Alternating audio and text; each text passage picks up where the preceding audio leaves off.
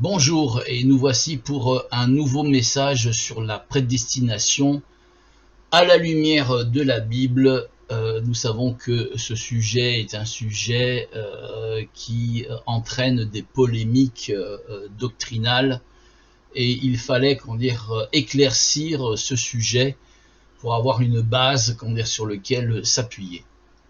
Donc nous commençons donc avec un premier verset, Matthieu 25, 34. Alors le roi dira à ceux qui seront à sa droite, « Venez, vous qui êtes bénis de mon Père, prenez possession du royaume qui vous a été préparé dès la fondation du monde. » Alors, on ne peut pas parler de ce sujet de la prédestination sans avoir une connaissance sur l'au-delà, où se trouve Dieu. Dieu est celui qui prédestine, et depuis un certain temps, on voit un courant de pensée qui suggère que la prédestination est le fait de personnes qui sont créées pour le salut et d'autres qui sont créées pour l'enfer. Il y a bien une prédestination, mais avons-nous bien compris comment la prédestination est venue? Pourquoi Dieu a prédestiné? Comment Dieu prédestine? Un des versets références qui fait partie des proverbes dans la Bible est le choix de ceux qui voient le Créateur faire des méchants qui iront en enfer et des gentils aller au paradis. Proverbe 16,4, l'Éternel a tout fait pour un but, même le méchant pour le jour du malheur. Définition de la prédestination. La prédestination est un concept théologique chrétien selon lequel Dieu aurait choisi de toute éternité ceux qui seront graciés et auront droit à la vie éternelle. L'idée de prédestination est étroitement associée au débat philosophique concernant le déterminisme et le nécessitarisme. Donc, sans rentrer dans le combat, ou dans les conversations philosophiques, on voit que dans cette définition, il y a déjà une forme de doute. La prédestination est un concept théologique chrétien selon lequel Dieu aurait, il n'est pas dit selon lequel Dieu a choisi de toute éternité ceux qui seront graciés, ce qui est effectivement assez juste comme choix du temps qui a été employé pour le verbe, mais on comprend quand même que cette prédestination est un concept qui est là, et à lire ce verset de Proverbe et la définition de la prédestination sans avoir une compréhension complète de la parole, cela paraît très sévère. Comment un Dieu de justice pourrait-il faire des méchants qui n'ont rien demandé pour finalement terminer en enfer? C'est bien là tout le problème de ceux qui avancent que certains sont prédestinés à la vie éternelle et d'autres sont prédestinés à l'enfer. Le simple fait de croire que ce qui est juste en toute chose, qui est parfait en toute chose, peut être finalement un farfelu qui crée des méchants et des gentils selon son bon plaisir, n'a pas compris le caractère du Créateur. Cette manière de penser démontre le manque de connaissance sur le caractère de Dieu, mais aussi d'apprécier la compréhension des choses dans son environnement. Je reviendrai sur le sujet au travers de certains textes de la Bible.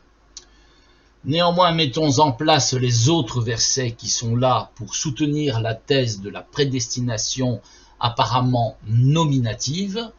Donc, verset 2, on a vu un verset 1, 2, il y en a 6 en tout.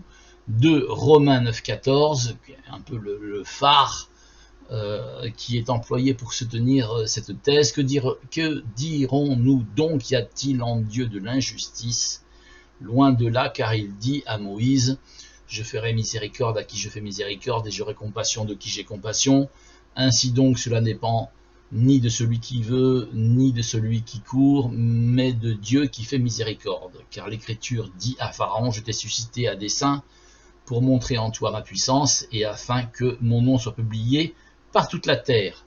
Ainsi il fait miséricorde à qui il veut et il endurcit qui il veut. Tu me diras, pourquoi blâme-t-il encore? Car qui est-ce qui résiste à sa volonté?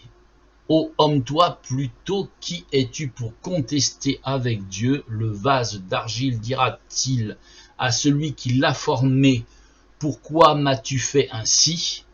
Le potier n'est-il pas maître de l'argile pour faire avec la même masse un vase d'honneur et un vase d'argile? C'est effectivement un verset qui est avancé très fortement pour soutenir cette thèse de la prédestination nominative. Ainsi, dans le raisonnement primaire, Dieu fait à sa guise des vases qui ne servent à rien et des vases qui appartiennent à l'élite que Dieu s'est choisi depuis la fondation du monde. Continuant à poser l'harmonisation des écritures avancées par ceux qui sont dans ce schéma de compréhension. Donc, verset 3, 1 Pierre 1,20, prédestiné avant la fondation du monde et manifesté à la fin des temps à cause de vous. Verset 4, en lui, Dieu nous a élus avant la fondation du monde pour que nous soyons saints et répréhensibles devant lui. Dieu nous a élus. C'est très fort. Et Apocalypse, alors 5, Apocalypse 13,8, et tous les habitants de la terre l'adoreront, ceux dont le nom n'a pas été écrit dès la fondation du monde dans le livre de vie de l'agneau qui a été immolé. Là aussi c'est très fort. Et le verset 17 qui est semblable, qui reprend les mêmes termes que Apocalypse 13,8. Je n'ai pris que quelques versets déjà suffisants pour élaborer une harmonisation des Écritures. Au vu de ces versets qui sont très forts et qui ne peuvent être remis en question, comment ne pas pencher vers la compréhension que Dieu a choisi certaines personnes et pas d'autres? Pourtant, notre sens de la justice, qui est naturellement créé en nous, coince avec le fait que Dieu puisse avoir créé les uns pour le paradis et les autres pour l'enfer. Alors comment comprendre ces passages sans les remettre en question, pour expliquer que le raisonnement de ceux qui avancent la prédestination nominative est totalement fausse? La première chose dans une étude biblique est de faire une lecture dans chaque contexte des versets cités, puis de faire une lecture thématique sur les mots-clés. Ici, les mots-clés sont prédestination, livre de vie, fondation du monde. Nous le verrons, il y a un quatrième mot-clé qui donne, c'est le cas de le dire, la clé de compréhension en harmonisant tous les textes ainsi que ceux qui sont cités plus haut. Lecture thématique donc de la prédestination dans la parole de Dieu. Romains 8, 29, car ceux qu'il a connus d'avance, il les a aussi prédestinés à être semblables à l'image de son Fils, afin que son Fils fût le premier-né d'entre plusieurs frères. Romains 8, 30, et ceux qu'il a prédestinés, c'est dit deux fois, il les a aussi appelés, et ceux qu'il a appelés, il les a aussi justifiés, et ceux qu'il a justifiés, il les a glorifiés. Éphésiens 1, 5, nous ayant prédestinés dans son amour à être ses enfants d'adoption par Jésus-Christ sur le bon plaisir de sa volonté. Éphésiens 1, 11, en lui nous sommes devenus héritiers ayant été prédestinés suivant la révolution de celui qui opère toutes choses d'après le conseil de sa volonté. Et 1 Pierre 1, 20, prédestiné avant la fondation du monde et manifesté à la fin des temps à cause de vous. Si vous tapez dans une concordance biblique prédestin sur 5 versions différentes, que sont Second 1910 et 21, Sommer, Martin, Osterwald, Darby, vous avez les mêmes versets à un verset près. Continuons le travail de fond, livre de vie dans la Bible. Psaume 60, 29, qu'il soit effacé du livre de vie et qu'il ne soit point inscrit avec les justes. Philippiens 4, 3, et toi aussi, fidèle collègue, oui, je te prie de les aider, elles qui ont combattu pour l'évangile avec moi, et avec Clément et mes autres compagnons d'œuvre dont les noms sont dans le livre de vie. Apocalypse 3, 5, celui qui vaincra sera revêtu ainsi de vêtements blancs, et je n'effacerai point son nom du livre de vie, et je confesserai son nom devant mon Père et devant ses saints anges. Apocalypse 13, 8, et tous les habitants de la terre l'adoreront, ceux dont le nom n'a pas été écrit dès la fondation du monde dans le livre de vie de l'agneau qui a été immolé. Apocalypse 25, quiconque ne fut pas trouvé écrit dans le livre de vie fut jeté dans l'étang de feu. Apocalypse 21, 17, il n'entrera chez elle rien de souillé, ni personne qui se livre à l'abomination et au mensonge, il n'entrera que ceux qui sont écrits dans le livre de vie de l'agneau. Même travail avec le troisième mot-clé, fondation du monde, dans la Bible. Matthieu 25, 34. Alors le roi dira à ceux qui seront à sa droite, venez vous tous qui êtes bénis de mon Père, prenez possession du royaume qui vous a été préparé dès la fondation du monde. C'est le verset que j'ai mis au tout départ du texte, au tout départ du message. Jean 17, 24. Père, je veux que là où je suis, ce que tu m'as donné soit avec moi, afin qu'ils voient ma gloire, la gloire que tu m'as donnée, parce que tu m'as aimé avant la fondation du monde. Éphésiens 1, 4. En lui, Dieu nous a élus avant la fondation du monde pour que nous soyons saints et répréhensibles devant lui. Voilà, Éphésiens 4 revient souvent. Dieu nous a élus avant la fondation du monde. Voilà. 1 Pierre 1, 20. Prédestiné avant la fondation du monde et manifesté à la fin des temps à cause de vous. Et Apocalypse 13, 8 et 13, 8 et 17, 8 qui disent la même chose. Et tous les habitants de la terre l'adoreront, ceux dont le nom n'a pas été écrit dès la fondation du monde dans le livre de vie qui a été immolé. Une fois le travail de fond mis sur la table, il faut donc méditer, lire ces passages, des fois dans plusieurs versions, et surtout dans leur contexte. Il y a un quatrième mot-clé dans ces passages. L'avez-vous vu? Car avant la prédestination, il y a la préconnaissance. Romains 8, 29. Relisons les passages que nous avons déjà lus. Mais nous n'arrêtons pas qu'en dire sur le mot prédestiné. Lisons l'ensemble du verset. Car ceux qu'il a connus d'avance, il les a aussi prédestinés à être semblables à l'image de son fils, afin que son fils fût le premier-né entre plusieurs frères. Alors, voyez là, car ceux qu'il a connus d'avance, il les a prédestinés. 8.30, Romains 8.30, et ceux qu'il a prédestinés, il les a aussi appelés. Et ceux qu'il a appelés, il les a aussi justifiés. Et ceux qu'il a justifiés, il les a aussi glorifiés. Connus d'avance, prédestinés, appelés, justifiés, glorifiés. Les 5 étapes sont donc la préconnaissance, la prédestination, l'appel, la justification et la glorification. Lisons dans la version Martin le passage de Romains 8. Souvenez-vous, le 5 est le chiffre de l'esprit. La préconnaissance, la prédestination, l'appel, la justification et la glorification. Romains 8, 28. Car ceux qu'il a préconnus, il les a aussi prédestinés à être conformes à l'image de son Fils, afin qu'il soit le premier-né d'entre plusieurs frères, version Martin. Nous avons donc 2 manières essentielles de traduire Darby.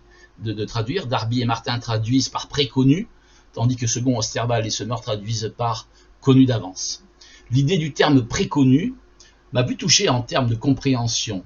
En effet, de qui s'agit-il dans ce verset? Eh bien, vous le savez, il s'agit de Dieu qui prédestine, qui appelle, qui justifie, qui glorifie.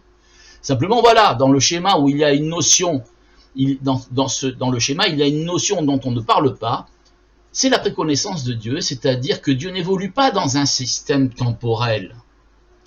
Nous sommes coincés, nous, les humains, dans un système temporel, mais pas Dieu. Dieu sait toutes choses à l'avance, avant même que nous lui demandions en prière. Matthieu 6, 8.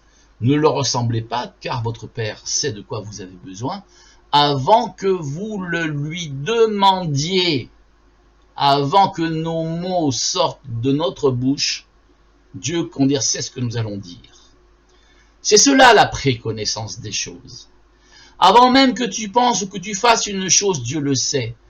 Comme Dieu savait que son Fils devait souffrir pour sauver le monde, comme il savait que certains viendraient à lui, et comme d'autres ne viendraient pas à lui. La différence, c'est que nous n'avons pas cette préconnaissance des choses que certains cherchent au travers des voyants, ce qui était absolument défendu dans la Torah. Ainsi, Dieu se met à notre portée d'hommes soumis au temps et regarde ce que nous faisons avec notre libre arbitre. N'oubliez pas que certains sont vainqueurs en Apocalypse. Pourquoi donc des vainqueurs si nous sommes prédestinés normativement? Jésus lui-même a dû combattre et a appris par les choses qu'il a souffert jusqu'à la mort sur la croix.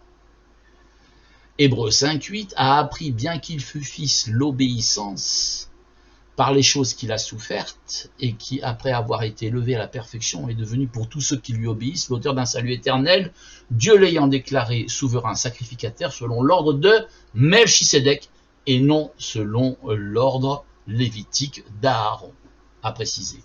Le Christ devait accomplir la loi, et cela avec son libre arbitre, et il a vaincu le monde, et nous devons être en imitation du Christ. Nous devons vaincre le monde. Si j'ai un nom écrit sur le livre de vie, cela n'est pas suffisant, car il faut rester sur le livre, car nous pouvons être effacés. Où se trouverait alors la prédestination pour ceux qui étaient inscrits et ne le sont plus? Psaume 69, 29, qu'ils soient effacés du livre de vie et qu'ils ne soient point inscrits avec les justes. Apocalypse 3.5, celui qui vaincra sera revêtu ainsi de vêtements blancs, je n'effacerai point son nom du livre de vie, et je confesserai son nom devant mon Père et devant ses saints anges. Rappelez-vous la parabole des invités, qui n'étaient pas dignes de participer, aux noces. S'ils étaient des invités, c'est qu'ils avaient leur nom dans le livre de vie, mais comme ils n'en étaient pas dignes, ils ont été effacés. Matthieu 22, 08, alors il dit à ses serviteurs, les noces sont prêtes, mais les invités n'en étaient pas dignes. Plus loin, en Matthieu, nous avons un verset tout à fait spécial. Il faisait partie de la parabole du serviteur fidèle, dit la parabole des talents. Matthieu 25, 34, alors le roi dira à ceux qui seront à sa droite, venez vous tous qui êtes bénis de mon Père, prenez possession du royaume qui vous a été préparé dès la fondation du monde. Qu'est-ce qui a été préparé depuis la fondation du monde? C'est le royaume de Dieu pour le serviteur fidèle, et c'est les ténèbres pour le serviteur méchant. Ainsi des places ont été préparées d'avance, selon comment nous utiliserions notre libre arbitre. Ce n'est donc pas que Dieu fait le méchant pour le feu éternel, mais c'est que le feu éternel est déjà préparé pour ceux qui le haïssent et qui ne veulent pas que Christ règne sur eux. C'est que le royaume est déjà préparé depuis la fondation du monde pour ceux qui sont les serviteurs fidèles. 1. Proverbe 16.4, l'Éternel a fait toutes choses en sorte qu'elles répondent l'une à l'autre, et même le méchant pour le jour de la calamité, version Osterwald. L'Éternel a fait toutes choses en sorte qu'elles répondent l'une à l'autre. Et là, c'est un peu plus explicatif. Il y a une petite nuance qui fait ressortir tout la vérité de ce verset. C'est pas que Dieu fait un méchant pour qu'il aille en enfer. C'est que les choses sont faites de sorte qu'elles répondent l'une à l'autre. C'est-à-dire que l'enfer, effectivement, est créé. Il a fait aussi, le méchant, parce que Dieu, il est, le Père de l'humanité. Donc le méchant, il est aussi, fait, par la force, de Dieu et par l'action de Dieu.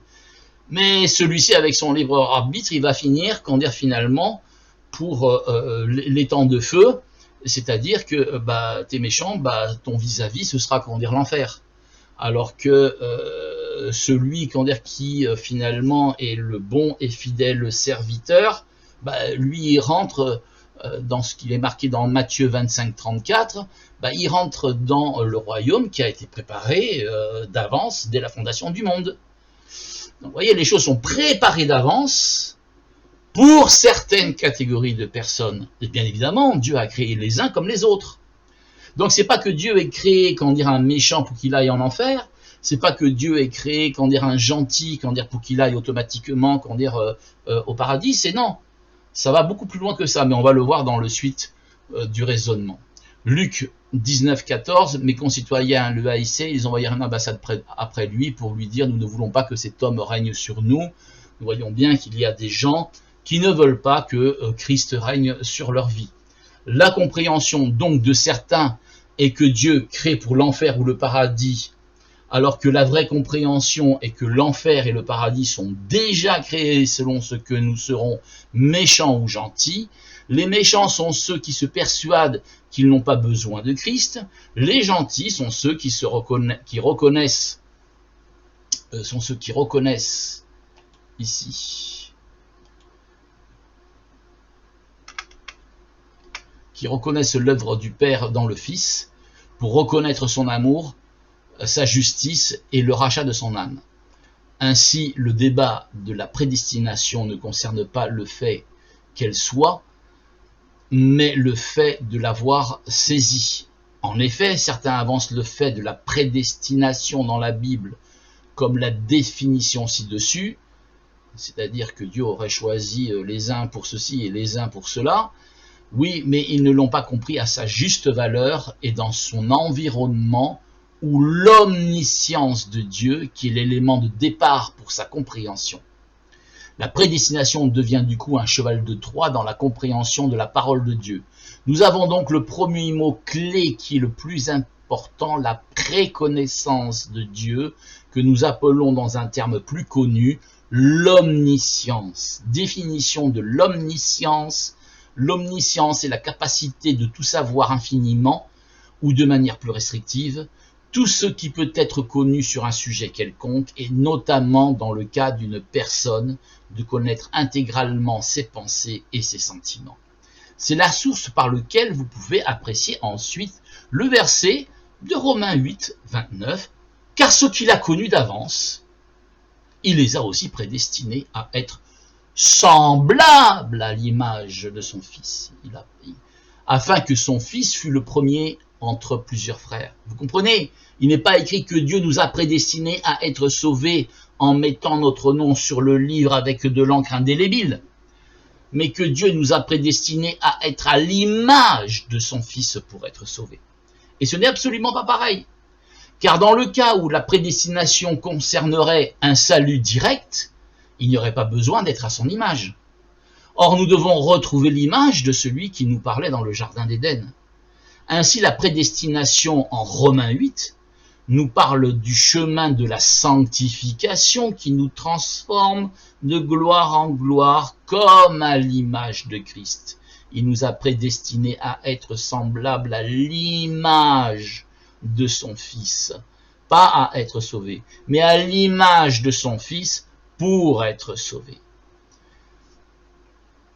Et c'est pour ça que Christ, qui a été crucifié, il est dit, si nous sommes aussi crucifiés, avec lui, si nous nous identifions, dans sa mort, alors effectivement, nous sommes vraiment, des enfants de Dieu.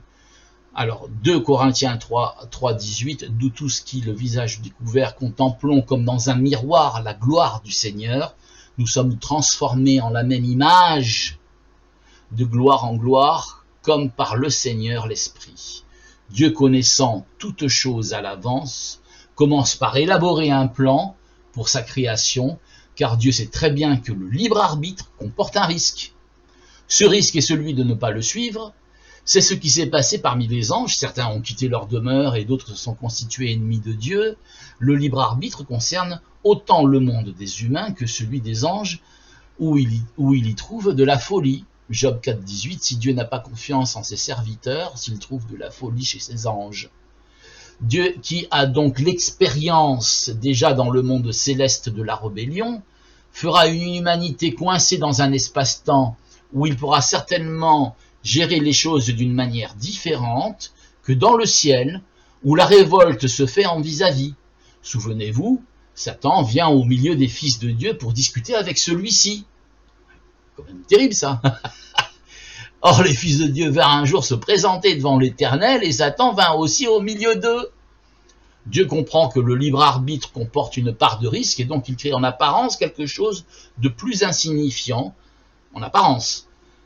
Un espace-temps où la personne ne peut sortir et qui n'est pas permanent. Un monde temporaire et temporel, où il pourra apprécier ceux qui le cherchent, voir comment un homme né de la poussière peut faire le chemin inverse de ceux des anges déchus.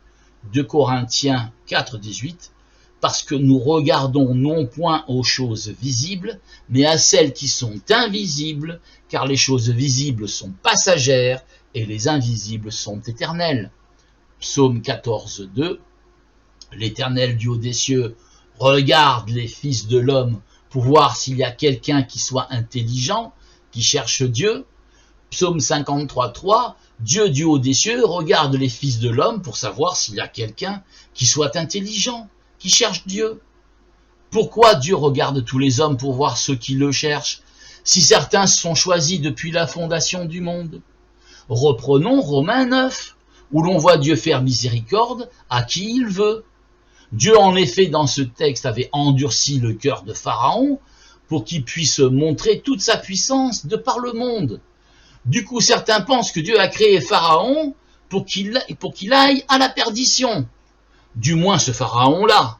Parce qu'il ne faut pas oublier le Pharaon qui a mis Joseph comme premier ministre de toute l'Égypte.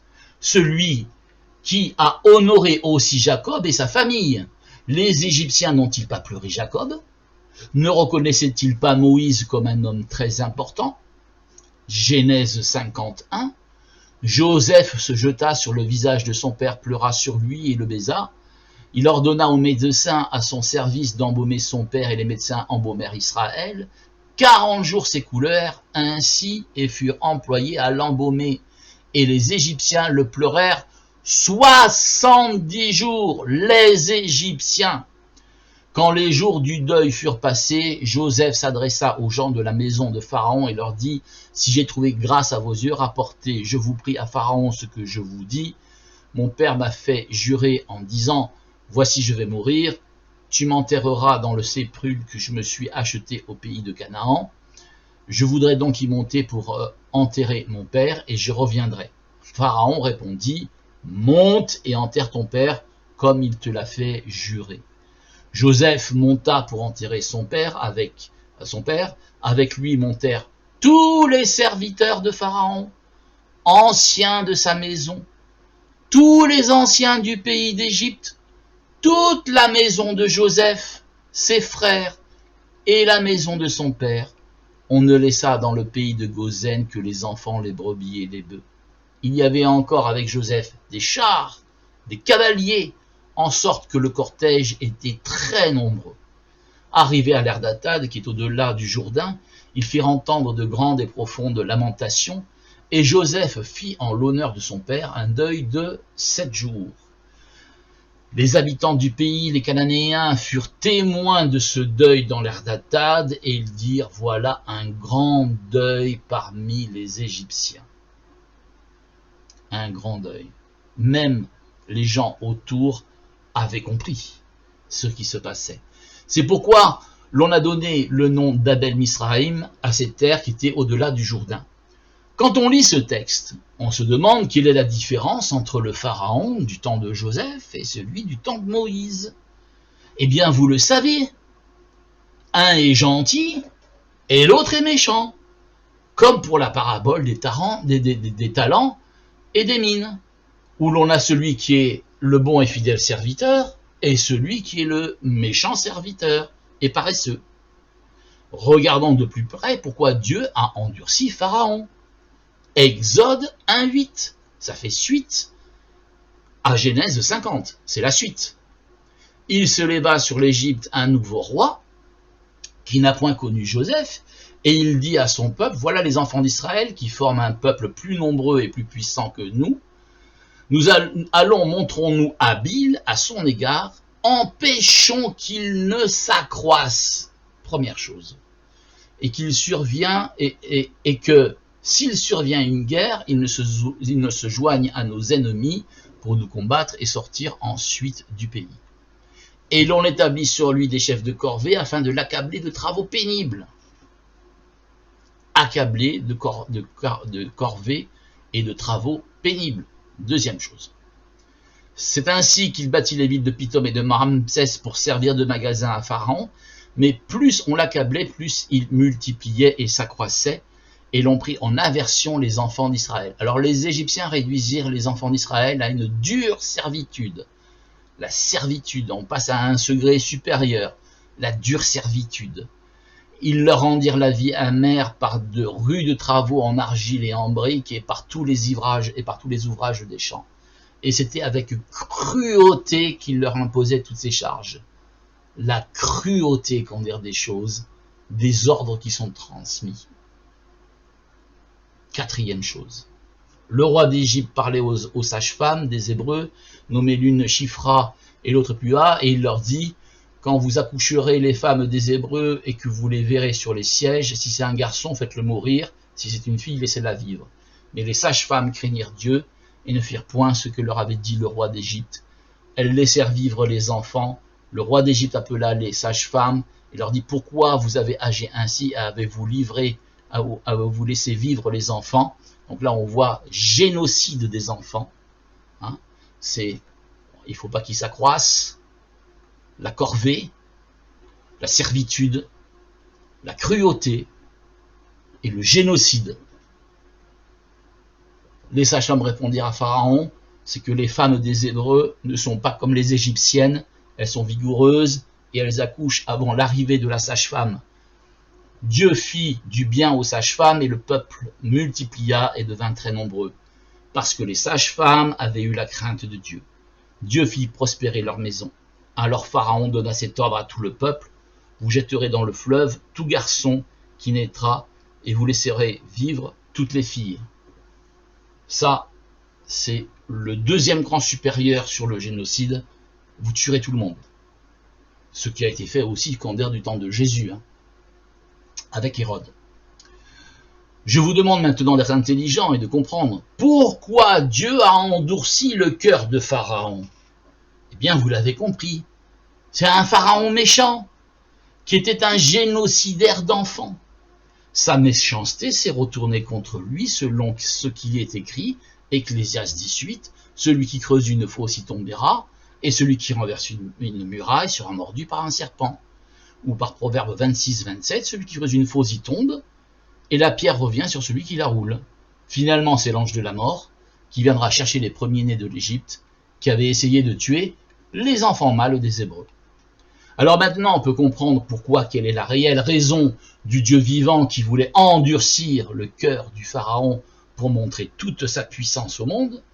Ce n'est pas le fait d'un farfelu qui un bon matin se dit « Bon, je vais faire à un base un usage vil pour montrer au monde qui est le chef. » Est-ce cela votre manière de penser? Personne ne se lèvera-t-il pas pour défendre l'honneur de Dieu? Est-ce ainsi que vous voyez votre Dieu, celui qui crée des méchants pour l'enfer? Est-ce cela l'étendue de votre connaissance concernant sa personne? Dieu a endurci le Pharaon parce que c'était un méchant homme, point. Relisons maintenant le passage de Romains 9 avec son contexte, et en ayant compris surtout que c'était un méchant homme. Alors, c'est 2 étoiles, donc on avait vu le verset 1, le verset 2, donc c'est Romains 9, 1, ce que je vais dire est la vérité. Donc là on lit le chapitre, vous allez voir qu'on a le contexte dans lequel ces passages qui sont pris, soi-disant pour une prédestination nominative, dans quel contexte il s'affiche. Ce que je vais dire est la vérité, j'en appelle au Christ, c'est très solennel. Je ne mens pas, ma conscience, en accord avec l'Esprit Saint, me rend ce témoignage. Il y a tout le monde là. Il y a le Christ, il y a le Saint-Esprit. Voilà. J'éprouve une profonde tristesse et un chagrin continuel dans mon cœur, où je demanderai à Dieu d'être maudit et séparé du Christ pour le bien de mes frères nés du même peuple que moi. Ce sont les Israélites. C'est à eux qu'appartiennent la condition de fils adoptifs de Dieu, la manifestation glorieuse de la présence divine, les alliances, le don, la loi, le culte, les promesses, les patriarches. Et c'est d'eux qui disent le Christ dans son humanité. Il est au-dessus de tout, Dieu béni pour toujours. Amen. La parole de Dieu aurait-elle échoué? Donc il y a 3 questions qu'ils ont posées dans ce passage. La parole de Dieu aurait-elle échoué? Non.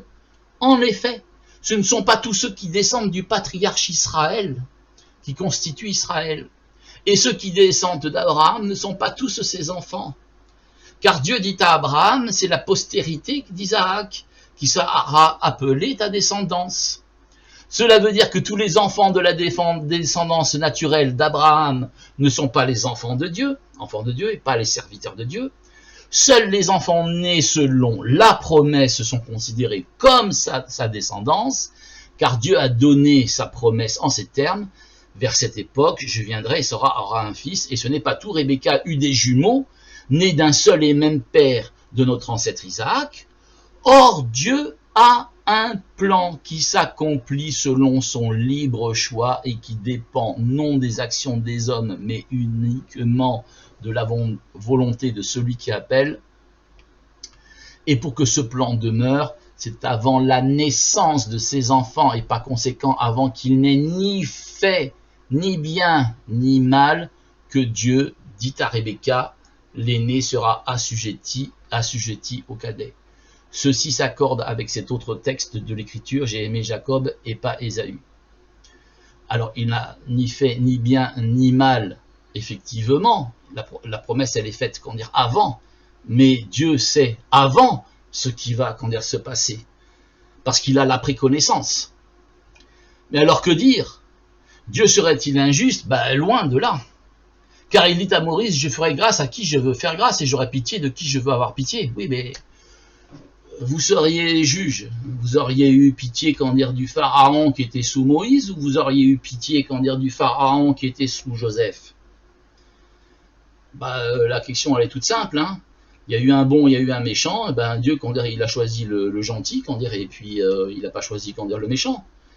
Hein, cela ne dépend donc ni de la volonté de Pharaon qui court au galop pour essayer de rattraper les Hébreux, hein, ça ne dépend ni de la volonté de l'homme, ni de ses efforts, mais de Dieu qui fait grâce. Dans l'Écriture, Dieu dit au Pharaon, voici pourquoi je t'ai fait parvenir où tu es, hein, parce qu'on voit Dieu qui endurcit encore un petit peu plus le Pharaon. Hein. On voit bien que là, en fait, Dieu endurcit le Pharaon de plus en plus. On va comprendre après par le reste des versets. Dans l'Écriture, Dieu dit au Pharaon, voilà pourquoi je t'ai fait parvenir où tu es, pour montrer en moi ta puissance et pour que sur la terre entière, on proclame qui je suis. Ainsi, donc, Dieu fait grâce à qui il veut, il endurcit qui il veut. Surtout, pour qu'on proclame qui je suis, c'est-à-dire que le méchant, je le fais trébucher, et le gentil, je le fais prospérer. Comme les sages-femmes, qui n'ont pas finalement obéi à ce pharaon-là. Tu vas me dire pourquoi alors Dieu fait-il encore des reproches? Puisque finalement, car qui a jamais pu résister à sa volonté? Oui, mais qui es-tu donc, toi, homme, pour critiquer Dieu? Le potier n'a-t-il pas le droit, à partir du même bloc d'argile, hein, parce que Dieu fait en définitive tous les vases, de fabriquer un pot d'un usage noble et un autre d'un usage courant? Vous voyez, dans cette version-là, c'est pas vil, c'est courant. Et qu'as-tu à redire si Dieu a voulu montrer sa colère et faire connaître sa puissance en supportant avec une immense patience ceux qui étaient les objets de sa colère? Qui étaient les objets de la colère de Dieu dans l'épisode de Pharaon? C'était Pharaon lui-même. C'était lui qui était l'objet de sa colère. Du coup, il l'a endurci encore un petit peu plus pour pouvoir dire, voilà pourquoi je t'ai fait parvenir où tu es. Et il l'a fait avec patience. Et qu'as-tu à redire si Dieu a voulu montrer sa colère et faire connaître sa puissance en supportant avec une immense patience ceux qui étaient les objets de sa colère, tout prêt pour la destruction? Il s'agit bien de Pharaon, là. Oui, mais qu'as-tu à redire si Dieu a agi ainsi pour manifester la richesse de sa gloire en faveur de ceux qui sont les objets de sa grâce, ceux qu'il a préparés d'avance pour la gloire? Alors c'est une question. C'est nous, les enfants de Dieu, qui sommes les objets de sa grâce. Nous qu'il a appelés non seulement d'entre les Juifs, mais aussi d'entre les non-Juifs. C'est ce qu'il dit dans le livre du prophète Osée. Celui qui n'était pas mon peuple, je l'appellerai mon peuple. Celle qui n'était pas la bien-aimée, je la nommerai la bien-aimée. Au lieu même où on leur avait dit, vous n'êtes pas mon peuple, on leur dira alors, vous êtes les fils du Dieu vivant. C'est-à-dire qu'on a prophétisé qu'il y allait y avoir aussi des enfants de Dieu qui sont appelés les fils du Dieu vivant dans le prophète Osée et qui concerne aux chrétiens aujourd'hui. Et l'enchaînement se comprend entièrement. Et pour ce qui concerne Israël, Donc ce qui est en haut ne concerne pas Israël. Comprenez bien l'enchaînement des passages. Et pour ce qui concerne Israël, sous-entendu, c'est nous qui sommes les objets de sa grâce en tant que chrétiens. Et pour ce qui concerne Israël, Ésaïe déclare de son côté, même si les descendants d'Israël étaient aussi nombreux que les grains de sable au bord de la mer, seul un reste serait sauvé. Car pleinement et promptement, le Seigneur accomplira sa parole sur la terre. Et comme Ésaïe l'avait dit par avance, si le Seigneur des armées célestes nous avait laissé des descendants, nous ressemblerions à Sodome, nous serions comme Gomorrhe. C'est dans le contexte entre nations et juifs, entre fils de la promesse et fils naturel, que s'exerce l'omniscience de Dieu pour prédestiner ceux qui, avec leur libre arbitre, seront prédestinés à être selon l'image de Jésus-Christ pour être sauvés. Et tout le contexte de Romains 9 ne parle finalement que d'un sujet. Il ne parle que du sujet d'Israël et de ceux qui ont été appelés, qui ont été prédestinés. Or, Israël n'est pas, le fils, de la promesse. Il est le fils naturel. Et l'Église, lui, c'est l'Église, c'est le fils, de la promesse. Parce que Abraham a reçu les promesses avant qu'il soit circoncis, et pas après. La circoncision est venue après. Il a reçu d'abord les promesses, de la foi. En toi, toutes les nations seront bénies. Il n'était pas encore circoncis. Nous continuons. 1 Pierre 1,18. Vous le savez, en effet, ce n'est pas par les choses corruptibles, comme l'argent ou l'or, que vous avez été rachetés de la vaine manière de vivre dépourvue de sens que vous avez transmise vos ancêtres, mais par le sang précieux de Christ, qui sacrifié comme un agneau sans défaut et sans tache, prédestiné. Prédestiné, c'est qui est prédestiné là dans ce verset? C'est Christ, avant la création du monde. Et il a été révélé dans les derniers temps à cause de vous. Par lui, vous croyez en Dieu qui l'a ressuscité et lui a donné la gloire, de sorte que votre foi et votre espérance reposent sur Dieu. C'est Christ qui est prédestiné en vue de ceux qui croiront en lui, le terme à cause de vous, mais en évidence ceux qui recevront la croix. 4, Éphésiens 1,4. En lui, Dieu nous a élus dès la fondation du monde pour que nous soyons saints et irrépréhensibles devant lui. Le verset d'Éphésiens ne fait que confirmer la prédestination, que la prédestination n'est opérante qu'au travers de Christ, et non de manière nominative. C'est le Christ qui est élu, le premier en toutes choses, et donc tous les croyants faisant partie de son corps, c'est-à-dire l'Église, sommes au bénéfice de cette élection. Ne pas confondre le peuple élu, qui peut être aussi traduit par peuple témoin, et les serviteurs de l'Éternel avec les enfants de Dieu, comme nous l'avons vu dans la vidéo précédente, qui peut être aussi enfants de Dieu, dans lequel il n'y a plus de distinction entre juifs et grecs, entre hommes libres et esclaves, et entre hommes et femmes, à savoir l'Église. 5, alors, ça concerne effectivement Apocalypse 13,8, mais aussi ce qui suit, hein, et tous les habitants de la terre l'adoreront, ceux dont le nom n'est pas écrit dès la fondation du monde, de vie de l'agneau qui a été immolé. Donc Apocalypse 13,8, de sorte qu'elle sera adorée par tous ceux qui habitent sur la terre, desquels les noms ne sont point écrits au livre de vie, immolé de la fondation. C'est la version Martin. Alors, il y a une petite différence entre les deux. Il ne s'agit pas de ceux qui ont leur nom écrit dans le livre de vie, mais de ceux qui n'ont pas leur nom écrit dans le livre de vie, ceux qui, dans l'omniscience de Dieu, ne se tourneront jamais vers lui. C'est un verset piège dans la compréhension, car ceux qui ne sont pas inscrits sous-entend ceux qui sont inscrits. Simplement, il y a 3 catégories. Ceux qui ne sont pas inscrits, ceux qui seront effacés, et ceux qui seront inscrits. C'est le même constat pour le verset d'Apocalypse 17.8 qui reprend les mêmes termes qu'Apocalypse 13.8. Faisons un bref résumé. Dieu le Père est omniscient, ce qui lui permet d'appréhender ceux qui le suivront et ceux qui ne feront aucun cas de lui. Dieu le Père a un plan de prédestination au travers de son Fils pour que les croyants soient à son image. 3. Dieu appelle ainsi les hommes à se repentir en croyant à l'œuvre de Christ prédestinée depuis la fondation du monde. 4. Dieu justifie ceux qui ont reçu la lumière de Christ. 5. Dieu glorifiera ceux qui sont justifiés. 6. Il n'y a aucune place pour une fausse prédestination qui serait nominative et qui ferait de Dieu un tyran qui crée à sa guise des créatures depuis l'origine des temps pour le feu éternel et qui choisit des créatures pour le paradis selon son bon plaisir du moment.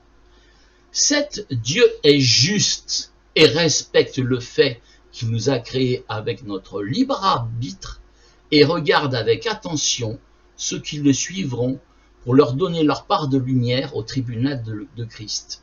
Et enfin, 8. Jean 3,16, le verset le plus connu de la Bible. Car Dieu a tant aimé le monde qu'il a donné son Fils unique, afin que quiconque croit en lui ne périsse point, mais qu'il ait la vie éternelle. Le terme « afin que quiconque », celui-là on va le... Voilà. On va le ressouligner. Détruit à lui tout seul la notion de prédestination comme elle est sous-entendue par certains. En effet, nous ne disons pas qu'il n'y a pas de prédestination, mais certains l'ont très mal compris au travers d'une harmonisation des Écritures simpliste et méchante. Ce cours est maintenant terminé et j'espère que tout est clair dans vos esprits. N'hésitez pas à la regarder de nouveau si besoin.